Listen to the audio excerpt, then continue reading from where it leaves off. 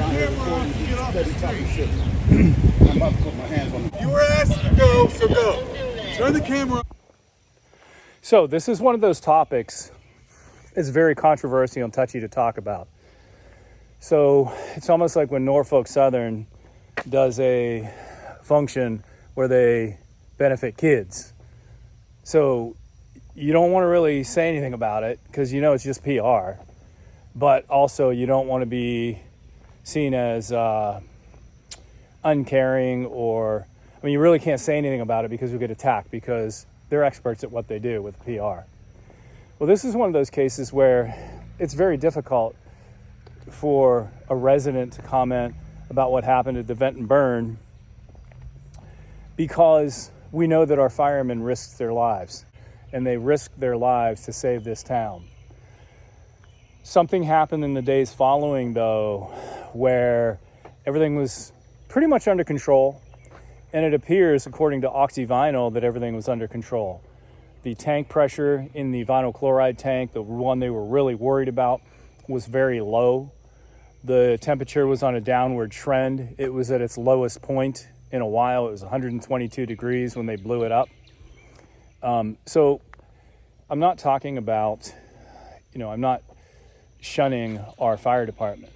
And I'm not talking about Chief Drabeck, although I will mention him in here. He had to work with what he was told. I do believe, in his words, I'm going to use his words, this was a shit show. There was lack of communication. That's why I don't think there's going to be anybody accountable for this. Whether that, again, was just incompetence or by design by you-know-who. Always good if you can claim lack of communication, then nobody's responsible. But I'm just going by facts here. It appears that the danger was over. And that's when they decided to vent and burn. The temperature was even higher, 137 degrees. However, the temperature had actually been higher in that tanker and nothing happened. You're going to see in this video that Oxy Vinyl experts and Dr. Carroll as well, professor who studied vinyl chloride for many, many years, claims that there was not a chance that that was going to polymerize. The reason that's so dangerous, in their accounts, was that if the vinyl chloride the monomer started to link together as a chain into a big polymer and form a hard, solid substance, it would gum up the release valve and the pressure in the tank would increase. However, you saw the temperature decreasing when they blew it up. And it was a very low pressure and very low temperature. Think about what 120 degrees is. That's like, when you put your hot water tank on 120 degrees. Not very hot. Uncomfortable hot to touch, but not hot. Funny thing about some trials, though, you'll get these blatant facts that are so shocking and show the apparent truth of what happened. And then they get buried in hours and hours of muck. Just people talking and talking and talking and worming their way out of it until no one is accountable. I think that's what's going to go on here. All right, so enjoy my breakdown. I'd like for you to describe Oxy Vinyl's technical support role for incidents such as what occurred in East Palestine. Yeah, so what we do is provide technical support with our experience in making the products that are involved in an incident, and we're there to help drive the safety of those folks that are responding. We're there to equip them with all of our experience in making the product so that they can navigate through the decisions they need to on how to manage it. I don't think there were any specific questions to the document itself. I think, the conversations certainly were around polymerization, the concern on Saturday with rail car of concern at that time. So it's talking about the details without specifically referencing the document, if you will. Was there anything in the safety data sheet that conflicted with the advice that you were providing to the folks on scene? Not from my perspective.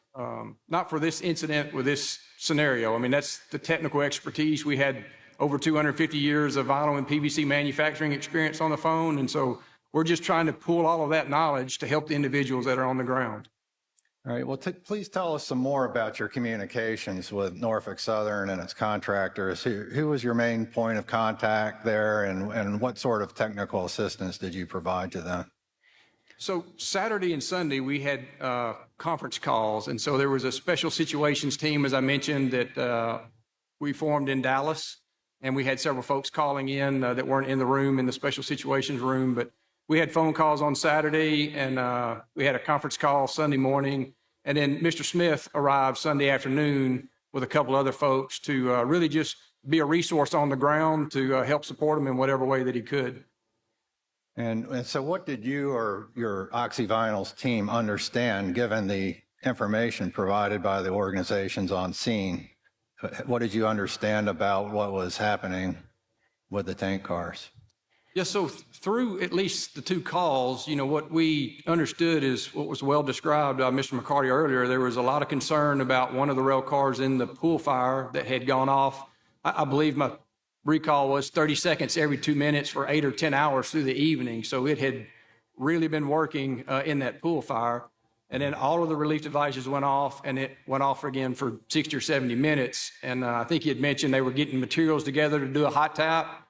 And then that one went off, and it gave them pause. So our initial guidance was, we didn't think that was polymerization, but, here's how you know. If you can go take a temperature on a rail car, you'll know for sure. And when you're putting people's lives at risk around the rail cars, you need to know for sure. Certainly, we're all on the same mission on that front. So, yeah, was there a consensus amongst your team at Oxy Vinyls in Dallas as to, what was going to, as far as the chemical behavior of the vinyl chloride monomer, were there any differing opinions on what was going to happen? Not on the phone calls we had. I mean, we were trying to communicate. We didn't believe polymerization was going on, but more importantly, I think what we told them is how they could know for sure. Right? Don't take my opinion for it. When it's your safety at risk, you go prove to yourself if it's safe to get a temperature, as they well described. So what is polymerization and why is it so important? I'll describe it again later on in the video, but polymerization means that vinyl chloride, which is a monomer, if you put another chemical in with it called an initiator as a catalyst and cause a reaction, it will start linking up into chains of monomers into something much longer called a polymer. And there are thousands of monomers in a vinyl chloride chain, I believe, in a polymer.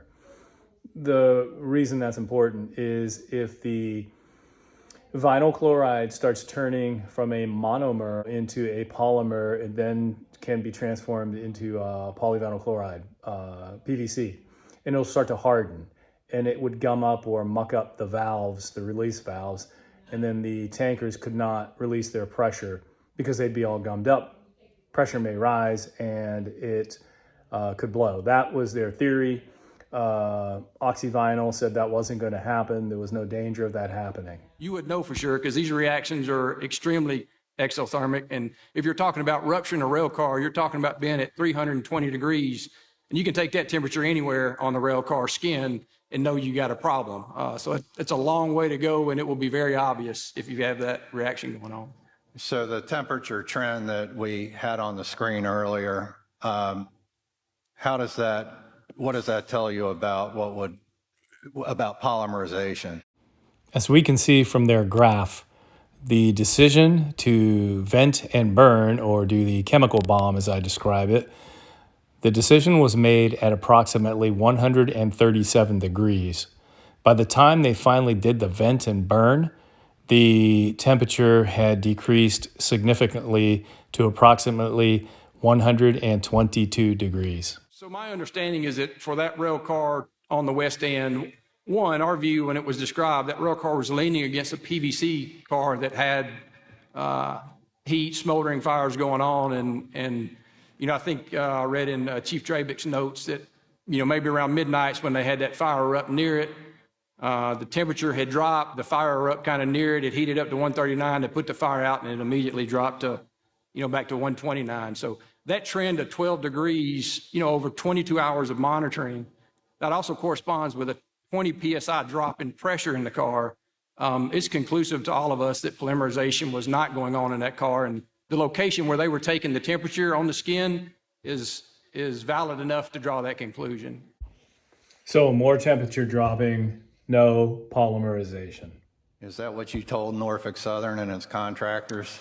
We never actually had conversations about the trends. You know, the two data points that we had Sunday night was the 135 and 138. And so, you know, what we knew with the first two data points was that at 135 or 138, you know, shooting at the spot where he had, you know, fell to the rail car, we felt confident we were on the skin. At that temperature, the pressure in that rail car is 121 pounds. So safety valve on that car is 247, design is 300, and the burst pressure 750.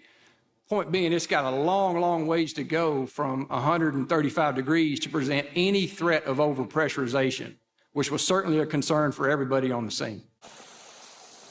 Oxy Vinyl conclusion at that moment, at that temperature, there is no reason that that tanker and that release valve would have failed at that internal tank pressure. In other words, no reason to vent and burn. And how much of that did you tell Norfolk Southern? Well, we weren't on the call once we got the data. The way the communication was going at that point, Mr. Smith was talking to the folks on scene once he arrived, and then he came back and brought concerns to us about the temperatures. And so we gave that information to Mr. Smith, and he went back and advised them again that polymerization wasn't occurring per our perspective, that you didn't have the temperature to support it. But, you know, he would have to answer, or the others in the conversation would have to answer the specifics of that. We weren't actually talking to them directly at the time. The person you are listening to right now is Paul Thomas with Oxy Vinyls. The Mr. Smith he is talking about is to his left. He is also with Oxy Vinyls, and he was on the scene in East Palestine. Okay. Thank you, Mr. Thomas. Certainly. Mr. Doherty, please continue. Thank you. Mr. Smith, Mr. Thomas touched on your role in East Palestine, but could you please explain what your role was on the ground? Sure. We were there to provide technical support to answer questions in regards to vinyl chloride monomer, and also to be a liaison between what was going on the ground to our folks in Dallas.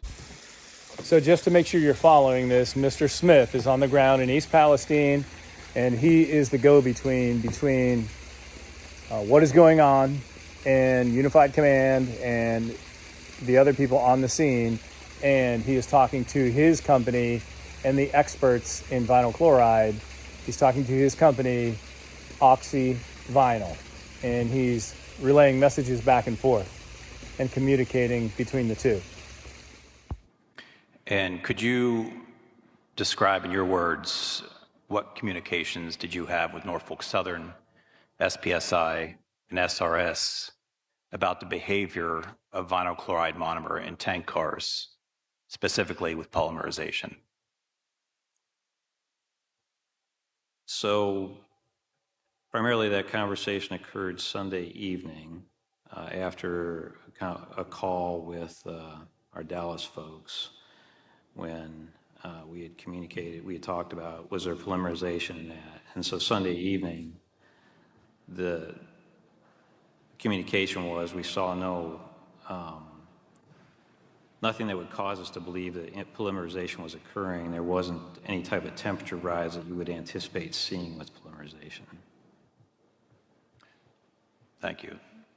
So just to clarify, did you suggest at any time that polymerization could be occurring within those tank cars? Yes, I did.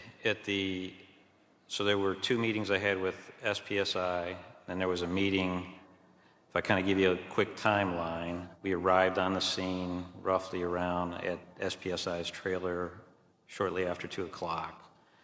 Had a meeting with them probably starting around 2:30 or so, and lasted maybe less than an hour, around an hour. And then we drove to the firehouse to meet with NTSB and to meet with Norfolk Southern.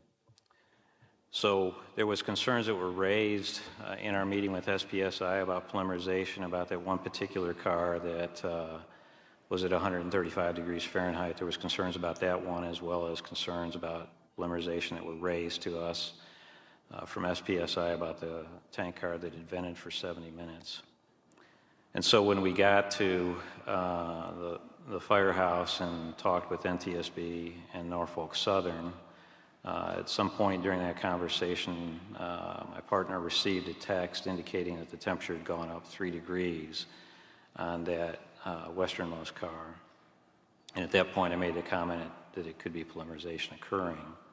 I would like to say in the context, though, of that discussion, I made very clear I was not a polymerization expert. There were several questions that were asked to me about temperature that could start polymerization, expansion ratio of polymerization, recommendations regarding polymerization. I made very clear I was not an expert on polymerization. I was going to get with the people in Dallas and discuss that with them. So here's a case of somebody that has no idea of what they're saying and says there is a chance of polymerization. He works for Oxy Vinyl, but he doesn't know the temperatures that it would polymerize, and it wasn't going to polymerize anyway, according to the Dr. Carroll, no matter how hot it gets. So in this instance, we have somebody on the scene saying there's a chance of polymerization when he doesn't really know what he's talking about. So then he gets on the phone with his people from Oxy Vinyl. So that's an instance where there's poor communication, and he's telling the people on the scene that there is a chance of polymerization. And then from there, it was communicated to me that by Mr. Williams with Norfolk Southern that I was to communicate with SPSI, and then they would communicate with Norfolk Southern, and Norfolk Southern would communicate with the NTSB. And so at that evening meeting, after our discussion with Dallas, is when I made the communication that there was no indication of polymerization occurring. So Mr. Smith gets on the phone to Oxy Vinyl, the Oxy Vinyl crew in Dallas, talks to them, and determines that there is no evidence of polymerization or that it's going to polymerize, and he lets the people on the scene know. In plenty of time, he kind of retracted what he said, I guess, and he did at a later meeting that night, well before the actual venting and burning, let them know that they didn't believe there was any polymerization going on. The person you'll be hearing from next is Robert Wood from Norfolk Southern. Thank you for that.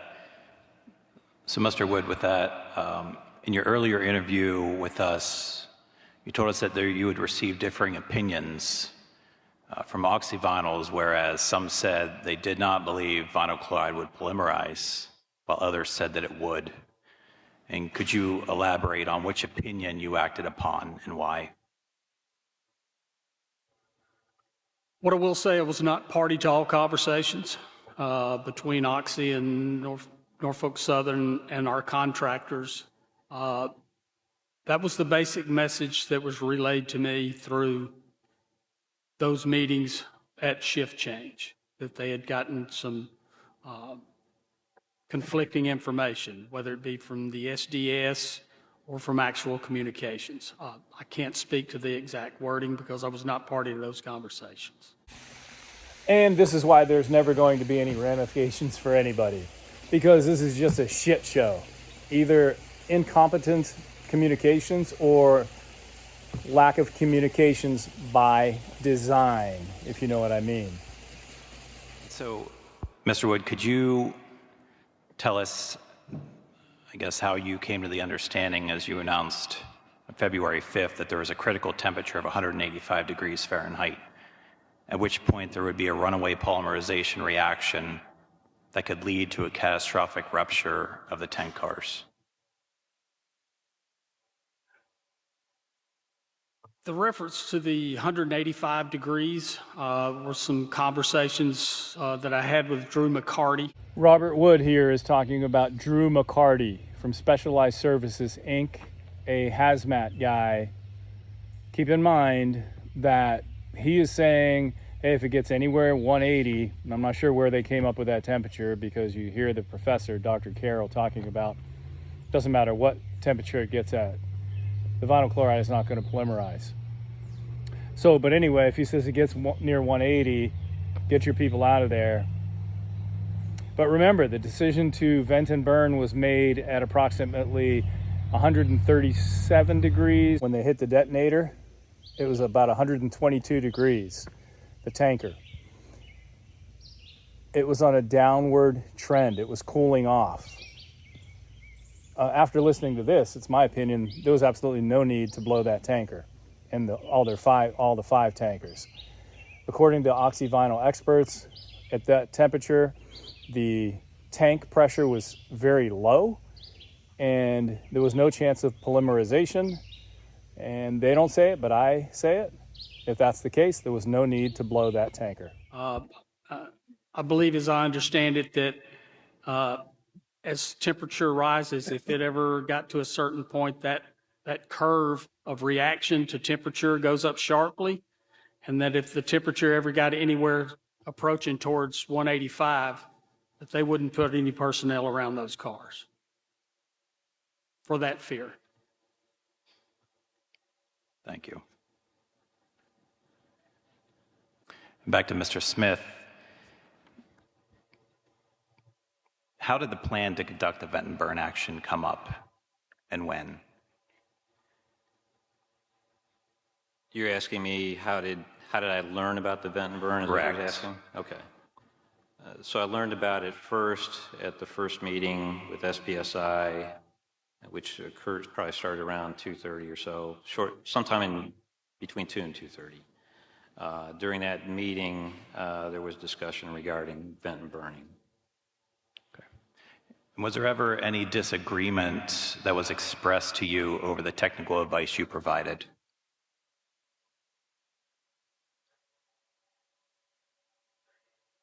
Over the technical advice that I provided, which would have been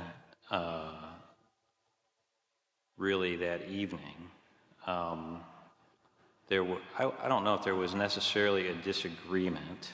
I would say that in that particular instance, Drew, we communicated this is what we believe is happening or is not happening. Polymerization is not happening, and then Drew outlined his reasons for moving to vent and burn.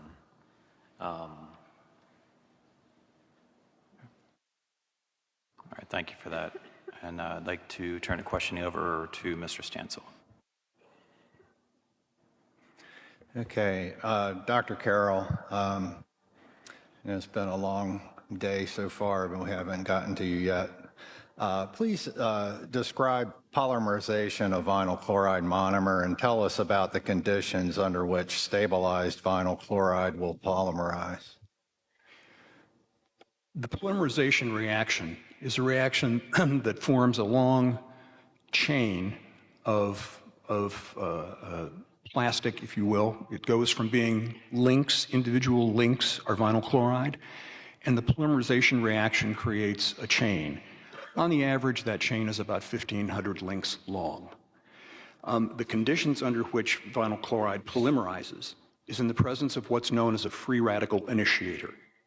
And without that initiator, the polymerization cannot occur. So no mistakes here, so that everybody understands. Polymerization is when the monomers link together into a longer chain, into polymers. And the vinyl chloride is turned into PVC.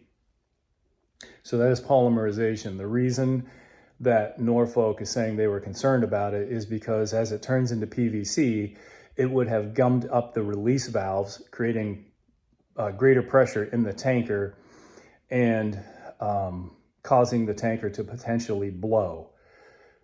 Now, what Dr. Carroll here is saying, and no misunderstandings, heat alone will not cause polymerization. Adding heat to vinyl chloride will not turn it into PVC by itself. Extremely important. Another chemical has to be added into the tanker with the vinyl chloride. That other chemical is called a catalyst. and that would cause the reaction. There are no other chemicals in that tanker along with the vinyl chloride. He is saying add as much heat as you want to that tanker, it's not going to polymerize. Okay. And what are some of those initiators? What specific conditions have to occur before polymerization can happen? Initiators are typically organic chemicals that are added that have a thermally labial bond. In other words, heat can activate the initiator. And when it does, free radicals are created, and the polymerization reaction starts, making that chain that I referred to. Okay. And would you comment on the statements you've heard today regarding the tank car temperatures, the critical temperature of 185 Fahrenheit, and whether polymerization had occurred in those tank cars? I have no idea what a critical temperature of 185 degrees means. Vinyl chloride does not polymerize only on the action of heat. Here, Dr. Carroll is saying, who made up this 180 degree temperature? Where did that come from? He has all these years in studying vinyl chloride, and somebody just made up a number, 180 degrees. Who made that number up? Heat alone, again, he's confirming you can heat that thing up as much as you want. Vinyl chloride is not going to turn into PVC by just adding heat. I remember being glued to the press conferences. Those of you that live in Palestine, I'm sure you would agree, you're kind of glued for the next press conference. And we kept hearing, if it gets to the critical 180 degrees, it's going to blow. We heard that over and over and over again. Unfortunately, that's not a true statement. Not sure who made up the 180, 185 degree temperature or where that came from. It does not spontaneously polymerize. Okay. And what is a runaway polymerization reaction? So I think there's been some confusion of language here. And I want to be very clear. When we talk about spontaneous polymerization, we're talking about making polymer without any initiator. And that there are some monomers for which that can occur. One of them doesn't happen to be vinyl chloride. Dr. Carroll is stating that vinyl chloride is not a monomer that if you add heat, that it will polymerize. It will not turn into PVC just by adding heat. There are some that can spontaneously polymerize, some monomers. Vinyl chloride is not one of them. When you have a runaway reaction, that's in a batch that has been initiated, but typically, in fact, in almost all cases, it happens because you've lost cooling capacity. And the way it happens, I mentioned that the initiator is sensitive to heat. So in a batch where you've lost your capability to maintain a temperature, where you've lost your cooling, as the temperature rises, more of that initiator is broken apart, which creates more free radicals, which creates more polymerization and more heat, and it becomes kind of a cycle. The key here is that, once again, a runaway reaction only occurs with an initiated batch. So don't let this trip you up. What he is saying here is that with these spontaneous polymerizations happen, and they don't happen with vinyl chloride, but when they do happen, you've added a chemical to that other compound or the monomer, and then you add heat. And when you're unable to control the heat, the chemical that you've added, called the initiator, it starts breaking apart into smaller parts. And then that creates more polymerization. Now, what I mean by don't let yourself get tripped up here, because when you hear, he says, well, when you're unable to control the temperature, then that can cause spontaneous polymerization and a runaway reaction. That is only when you add another chemical to whatever monomers you're trying to turn into a polymer. This was pure vinyl chloride. There was no initiator in that tanker. And even if that were true, the graph was showing that At the moment they blew the tanker up, the temperature was decreasing. What he is saying here is without an initiator, even if that temperature is out of control and it's getting hotter and hotter, the dreaded 180 degrees, whoever made that up, that was not going to polymerize. The vinyl chloride would not turn into a polymer. Again, so you don't get confused, keep in mind the concern about vinyl chloride turning into a polymer that would gum up the release valves and cause an explosion. Now this part is by recollection only. I have searched and searched for this video and I cannot find it. I swear in the press conference, Chief Drabeck was saying that this has become critical. The tankers are starting to heat up. I thought that was on a Sunday. I could be wrong. He said at one point, this is by recollection only, correct me if I'm wrong, but it has just stuck in my mind for 5 months now. He said there was a point where the temperature was climbing. It went to 150 degrees. At 180 degrees, it was critical because they could blow. The temperature went way down, and then it started rising again, and it went to 130. I could be completely wrong about this, but I wanted to put it out there so someone can correct me if I'm wrong. And when he held that press conference, he said the temperature at that point was at 130, and they were going to start making actions to blow the tanker to release the chemical bomb. He didn't put it that way, but I'm putting it that way. And I was thinking, well, why don't they just, if they think it's going to blow at 180, why don't they rig it up? And why don't they blow it if it gets to like 160? Those were my thoughts when he was saying that. So I believe I'm remembering that right. This part may be inaccurate, but I could swear that's what happened because it stuck in my mind. So let's move on. And when you have that sort of reaction occurring, how does the temperature and pressure respond to that? What happens? As the temperature goes up, the pressure goes up. And this is well understood, and I think in the materials that were distributed in the docket, there's a curve that shows the pressure of vinyl chloride at certain temperatures. And I think you also heard Mr. Thomas refer to various temperature and pressure changes over time. Okay, and how does the appearance of polymer differ from monomer? The monomer is a liquid. It's actually a vapor at ambient temperature. It boils at minus 13 C. So under ambient temperature, it would be a vapor. It is a liquid as used because it's under pressure.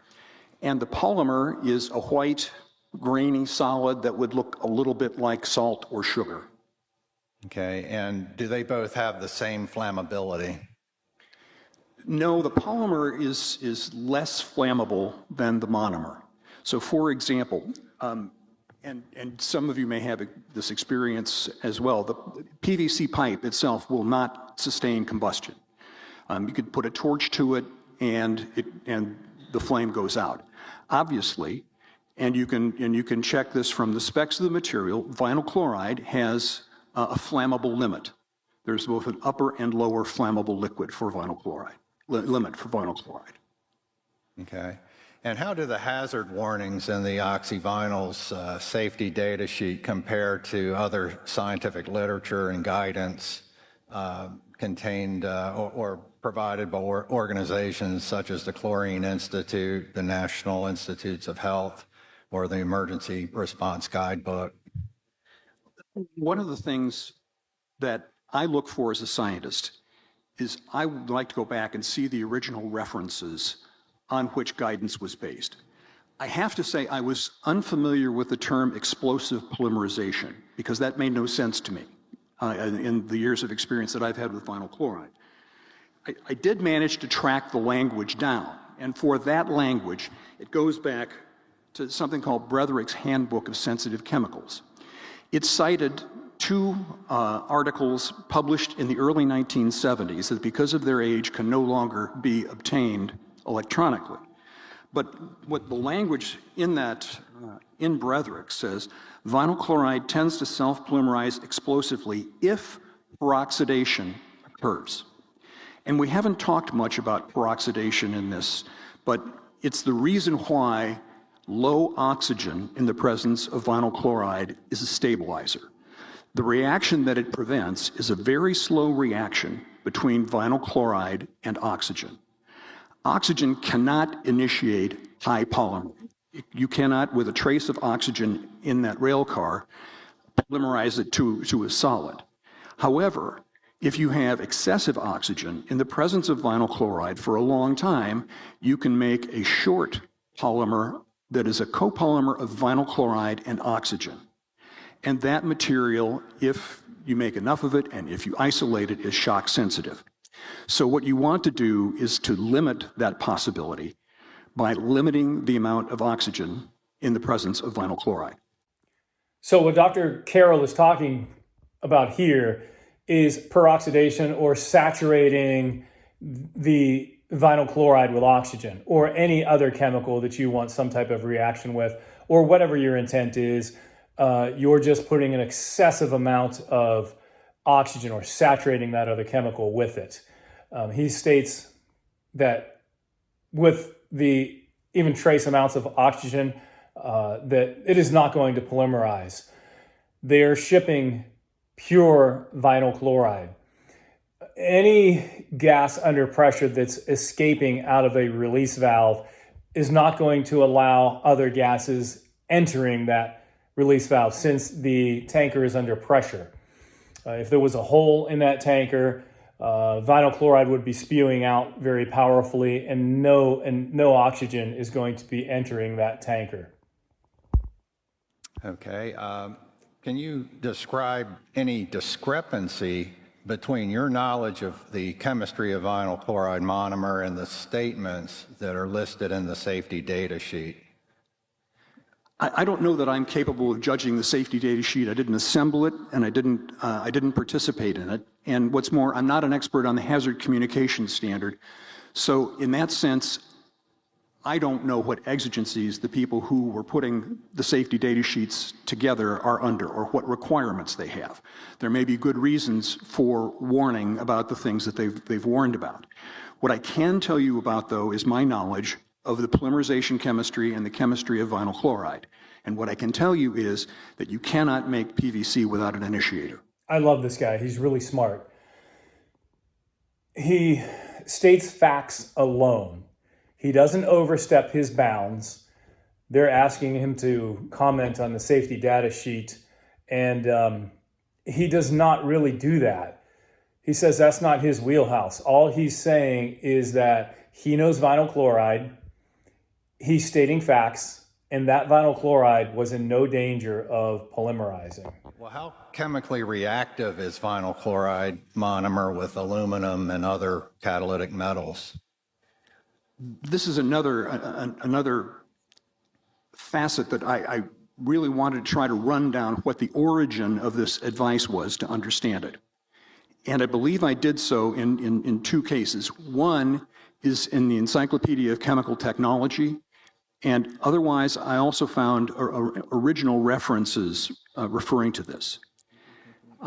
In fact, what both of those references are warning about is the presence of trace hydrochloric acid, that is to say, hydrogen chloride, HCl, and water in vinyl chloride monomer. And that if you put impure vinyl chloride monomer that had HCl and water in the presence of aluminum or copper or iron or steel, it would corrode the aluminum, copper, iron, or steel because of the action of the hydrochloric acid. If there is an implication that somehow aluminum, copper, iron, and steel react with pure vinyl chloride, that's simply not correct. So I'm assuming by this line of questioning, the person questioning Dr. Carroll either heard a rumor or something was said about vinyl chloride reacting with these metals. You add heat and something bad is going to happen. He is saying with pure vinyl chloride, there is absolutely no reaction with these metals. If it was impure, if it was bad vinyl chloride mixed with hydrochloric acid, then yes, there would be some corrosion of these metals. But the origin of those statements and those warnings had to do I would say, more with the purity of the VCM and impurities in it than it does with a native reaction of vinyl chloride and those metals. Okay. And would you please tell us about the combustion products from burning vinyl chloride monomer? There's one article in the literature that has done an extensive study of the combustion products of vinyl chloride. And those products generally are carbon monoxide, hydrogen chloride, and under certain circumstances, trace phosgene. And I know that there were news reports during this of phosgene as a potential side product of combustion. The article itself does the combustion in a laboratory in a glass combustor. So it's a bit different laboratory setup than what we had during the vent and burn. One of the places where they got the least amount of phosgene was in the case where they were simply metering vinyl chloride in with enough ambient air to combust it and doing so. So the point here is the conditions under which you do the combustion matter for how much phosgene you get. Pertaining to phosgene, the doctor is saying that in the presence of large amounts of oxygen where it's able to vent, very little phosgene is created. On the other hand, the author of the article notes that in all of those cases, even with the trace phosgene present, you had well over 600 times as much hydrogen chloride generated. And the author notes that because of that, the area would be untenable regardless of the phosgene. So the doctor's not real specific here. What he's saying here, untenable, meaning unlivable, but maybe you just can't be in that area. I don't know if he's saying unlivable permanently. I don't think that's what he's saying. I think it would be so noxious that you had to get out of there. Okay, and what can you tell us about the risks of venting and burning vinyl chloride from a tank car? Well, you've seen the pictures, and there's a pretty good risk of a black plume of smoke. You will produce carbon monoxide, which is probably not a risk unless you're directly in the plume. You will produce hydrogen chloride, which once again, you don't want to be in the plume. Hydrogen chloride is an irritant and would make it very uncomfortable to breathe. The phosgene, as I say, seems to be of less concern in the light of the hydrogen chloride. The action of the plume, I would imagine there would be a strong thermal drive upward at the beginning and some dissipation. On the other hand, all of those combustion products, with the exception of carbon monoxide, have a higher molecular weight than air and might be expected to drift back down toward the ground, especially hydrogen chloride, which will hydrate itself. It will draw water to itself and make very small droplets. What goes up, people, must come down. Is there more I've missed there? What else would you like to know? Well, how about the effect of the combustion products on steels and other equipment? Because of the hydrogen chloride, it would not surprise me if you would find corroded metal somewhere, particularly if it were in the plume. Keep in mind, people, Dr. Carroll is talking about the black plume, the hydrogen chloride coming down onto metal, especially if there's moisture associated with it. He is not talking about vinyl chloride or hydrogen chloride formed in the tanker, which he already denied would happen in the presence of pure vinyl chloride in the tanker. He's answering the person's question, talking about the plume of smoke coming down onto bare metals. And particularly if the hydrogen chloride were moisturized. Generally, hydrogen chloride is not as corrosive as hydrochloric acid. The water helps with the corrosion process. Okay, and have you had any previous experience or observations with what vinyl chloride monomer fires and combustion products do with associated equipment? I don't believe so. Not off the top of my head, no. And is it possible that the vinyl chloride monomer polymerized as it was venting from the tank car during the vent and burn? No. Okay. All right, Mr. Lynham, if you would continue, please. Okay, these next few questions are going to be from Mr. Smith. Sir, could you please explain the results of your post-vent and burn tank car residue sample analysis in a concise and simplified way, such that lay people, such as myself, in the audience as well, will be able to understand? Sure. We took samples of each of the inside of each of the rail car under the pressure plates, as well as Mr. Smith, over here. Do you mind moving the microphone closer so we I'm can sorry. hear? Thank you so much. Sorry. We took samples in the rail cars of material on the inside of the rail car. We sent those to our Avon Lake Technical Center, and they analyzed. One was to analyze for elements, particular elements. Another analysis was to see how the material evaporated or decomposed as the temperature was increased, and compared that with a PVC sample. And another was to look at particular bonds, chemical bonds, to see if it looked like anything that would be PVC. In summary, none of those analyses indicated there was any PVC in the tank cars. Okay, so you just touched on PVC, and so how definitive are those examinations in determining the presence of polyvinyl chloride, the polymerized species of vinyl chloride? I'm sorry, did you say how legitimate? Is that what you said? No, sir. How definitive? How definitive? Yes, sir. So I'm not an R&D person, so I can't speak to, I'll say definitiveness, other than we saw no evidence of PVC as a result of that analysis. Okay, so if there was any polymer there, would these tests have found it? They were intended to find it, but again, I'm not in the R&D facility, so I can't speak to that, but those were intended to find it, so they should have found it. As Dr. Carroll predicted, no evidence of polymerization found in the rail car. No evidence of vinyl chloride turning into PVC. None found. Okay. Thank you. So these next few questions, and I know the time is ticking down, so we probably won't be able to probably get through all of them, but they're going to be from Mr. Wood, Mr. McCarty, and Mr. Day. Can I please get exhibits D54 and D55 shown, please?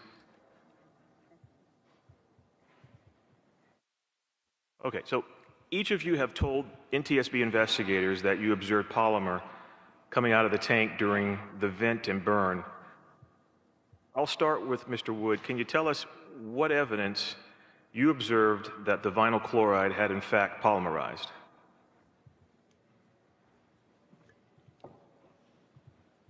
I was not directly down where the closest shots you see there were at. Those were the words that were relayed to me from that location. That's the observations that were made. Okay. And I'll ask the same question, Mr. McCarty. What observations, that you had for the vinyl chloride had in fact polymerized? Sure. Thank you for the question. I was with Chip and Jason Poe behind Brave Industries out of direct line of sight when the explosive charges went off. We were basically in a safe zone. I wasn't privy to this right shot photograph. I'm not sure who took that. My comments in that first interview came from, I believe it was a video from, I think it was the county sheriff's drone video my observation was when the westernmost car, when that shot went off, and again, I got to get back to something I testified to earlier, no audible hiss, something that had been burning well since Friday night and snuffed itself out on Sunday that people thought, might be empty. When the video evidence, and it's not shown in one of your two pictures here, if you watch the video of the westernmost car, it launches what appears to be whitish colored stuff vertically, more than what I perceive to be strictly vapor. And it had a tremendous amount of pressure in it. Probably a couple 100 feet in the air vertically is what it launched vertically. And for a car that we had speculated, I'd say some people were speculating might have been empty. It had obviously burned for an hour and a half or 2 hours, so it had a good bit of liquid still in it. So again, all this science weeks after the fact, we're learning from that data, and we were frankly shocked by that data from what we experienced and what we felt. So the observations were from that flyover video, not a direct in line of fire when that explosive went off. Okay, and this will be our last due to time, but Mr. Day, your observations, if you could describe? After the permission was granted to initiate the vent and burn operation from Incident Command, we hit ESI hit the button, and we ignited the flares around the site to make sure we had ignition. We hit the high shot, released the vapor pressure, hit the low shot, and dumped the liquid out into the pits that were constructed around the site. At the moment of the high shot and the ignition of the westernmost car, I looked around the corner from the Brave Industries side of the derailment and saw sparklers coming out of the car. Oh my. So we have, after the fact, after the detonation of the chemical bomb, our biggest justification scientifically is seeing sparklers come out after you blow it up. Despite being told, Norfolk Southern being told that there was no evidence of any polymerization, the tank pressure was low, the temperature was dropping, I will go with the sparklers against all the data. I'll go with that one. We can't even find the picture because he says there is no video or picture of the sparklers in between the two pictures. And relayed that information to the crew that was with me. These pictures here there's one missing in between when we had the high shot and the pressure relieved, and then we had ignition.